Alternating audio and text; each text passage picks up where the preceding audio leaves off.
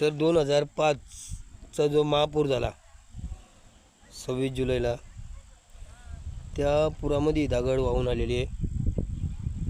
कुठल्या तरी किल्ल्यावरची असू शकते ही, कारण जो बेस पाहू शकता तुम्ही, हा मधला जो होल आहे हा खांब उभा करण्याचा आहे. त्याचा बेस आणि किती तरी वजनाची असेल दगड, कोरीव काम पाहू शकता.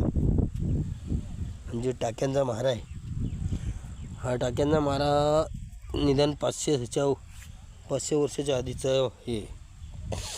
त्यावेळेचे टाके नंतरचे टाके यामध्ये बराच डिफरन्स आहे. तर ती घरंगलत गोल असल्यामुळे ती घरंगलत आलेली आहे आणि इथं अटकलेली आहे.